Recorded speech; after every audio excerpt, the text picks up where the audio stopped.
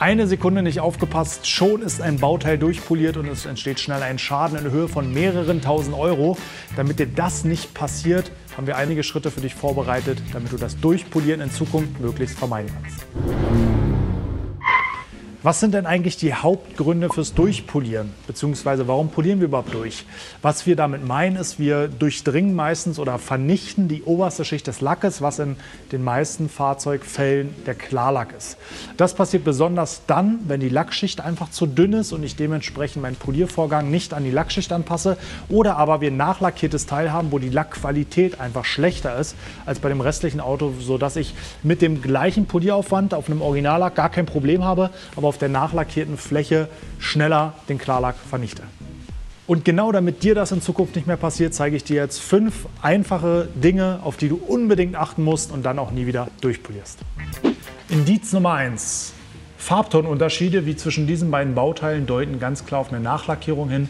Das heißt, du siehst gleich optisch, dass hier Achtung, Gefahr besteht. Du musst das Teil dir später genauer angucken. Indiz Nummer 2. Guck dir auf jeden Fall an den Bauteilen die Spaltmaße an und an dem hier, an der Motorhaube siehst du schön, dass das Spaltmaß hier nicht hinhaut, die Motorhaube nicht richtig eingestellt ist. Das muss erstmal gar nichts heißen, ist aber auf jeden Fall ein Zeichen dafür, dass das Bauteil mal demontiert war und häufig werden Bauteile demontiert, um sie zu lackieren. Indiz Nummer 3. Achte gerade im Vergleich mit anderen Bauteilen auf die Lackstruktur. Auch hier an diesem Kotflügel sieht man leider wunderschön oder auch sehr hässlich, dass wir eine sehr milchige, eine sehr raue, orangenhautartige Struktur haben, gerade im Vergleich zur Tür. Das ist selten werksseitig, vor allen Dingen, wenn es nur an einem Bauteil vorkommt und spricht definitiv für die Nachlackierung. Indiz Nummer 4. Lackierfehler wie Staubeinschlüsse, Kocher oder Silikonkrater oder aber das Gegenteil, wie in diesem Fall Rostblasen, also Unterwanderung von Korrosion unter den Lack sind auch ein ganz starkes Indiz für eine Nachlackierung oder eine Beschädigung der Lackschicht. Da ist ganz große Vorsicht geboten. Und Indiz Nummer 5, zu geringe oder zu hohe Lackschichtdicke und deswegen ist das Messen der Lackschichtdicke meiner Meinung nach für jeden Aufbereiter zwingend nötig vor jeder Aufbereitung.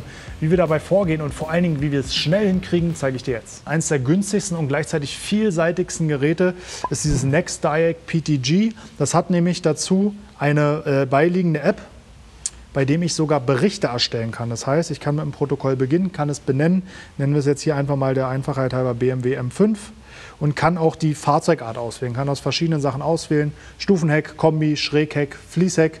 Guck einfach mal hinten drauf und sehe, okay, ich habe hier ein Stufenheck, kann noch diverse Dinge beschreiben und kann dann in Werte messen, dazu kommen wir auf jeden Fall später nochmal, ganz wichtiger Punkt, Außenwerte messen und sogar Fotos machen. Und am Ende erstellt er mir daraus ein PDF-Protokoll, was ich mir ausdrucken kann, wo ich selber eine Übersicht habe und was ich auch dem Kunden mitgeben kann. Gerade dann vielleicht mit einem Schadensbericht und Fotos hinten dran kann ich ihm ausdrucken oder per PDF schicken und das ist einfach was sehr Wertiges für einen wirklich überschaubaren Preis. Und wir starten jetzt hier einfach mal mit der externen Messung.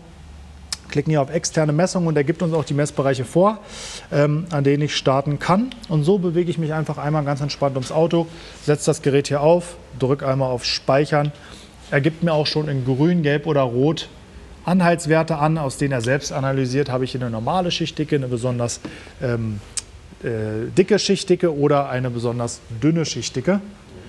Und damit kann ich, ohne jetzt noch selber viel analysieren zu müssen, schlussfolgern, wenn ich anfange zu polieren, bei welchen Bauteilen ich besonders vorsichtig sein muss und wo ich mir auch keinen Kopf machen muss. Denn auch da, zu dicker Lack, Nachlackierung könnte die Lackqualität ein Problem sein. Zu dünner Lack, ganz klar, ist natürlich einfach wenig Klarlack da. Aber zu diesem speziellen Punkt, wie ihr auch herleiten könnt, wie viel Klarlack denn noch da ist, kommen wir nochmal nach der Messung.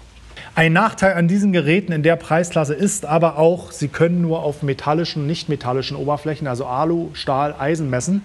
Das heißt Kunststoffstoßstangen, Carbondächer, GFK-Karosserien, habt ihr keine Chance. Da muss man in eine ganz andere Geräteklasse gehen.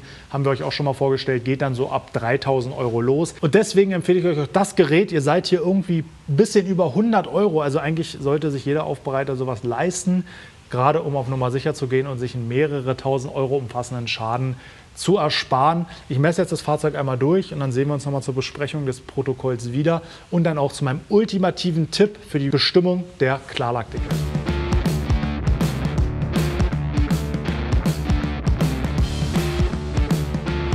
Im Ergebnis bekommt ihr dann ein Protokoll aufs Handy, das könnt ihr wie gesagt ausdrucken oder dem Kunden schicken und habt dann selber einen Überblick über die Lackschichtdicken, könnt euch das nochmal genau angucken und darauf achten, welche Bauteile problematisch sind. Könnt auch die Innenkanten messen, dazu komme ich wie gesagt gleich nochmal, und auch ein Foto ranhängen. Optimaler Service für den Kunden und optimaler Überblick für euch. Aber jetzt gibt es den ultimativen Trick, wie ihr überhaupt mit diesem Wert arbeiten könnt und wie ihr daraus herleiten könnt, wie viel Klarlack denn auch drauf ist. Denn nur das gibt euch ja Informationen, wie weit ihr beim Polieren gehen könnt und nicht die restliche Schichtdicke ist uns ja eigentlich relativ egal. Im Innenbereich der Einstiege benutzen die Hersteller nämlich wenig Klarlack, denn sie wollen natürlich Geld sparen. Das heißt, da wo ihr wisst, da trifft selten mal die Sonne drauf. Also hier die Unterkante zum Beispiel oder hier die Innenkante, könnt ihr die mal messen. Ich habe jetzt hier zwischen 80 und 90 μ und habe auf den meisten Bauteilen eine Gesamtschichtdicke von um die 130 μ. Und dann kann ich eine Relation herstellen. Wir haben jetzt nicht nur 30 μ Klarlack, aber mindestens 30 μ Klarlack und kann mir so mit so einer kleinen Eselsbrücke herleiten, wie viel Klarlack drauf ist und wie weit ich gehen kann. Das ist nie sicher und nie zuverlässig, denn ich zeige es euch einfach mal, wenn ich hier die Türunterkante messe, die ist aus Alu und hat auf einmal 175 μ, bringt mir dann gar nichts, aber ihr habt auf jeden Fall eine Möglichkeit, diesen Wert nochmal irgendwie zu validieren und daraus was zu machen. Den kleinen Helfer hier im Alltag habe ich euch unten verlinkt und ihr könnt sogar noch mal 10% sparen mit dem Gutscheincode Autolackaffen.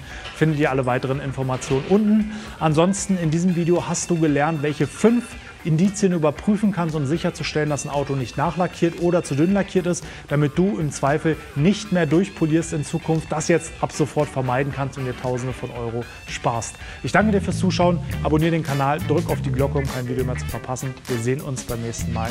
Hau rein!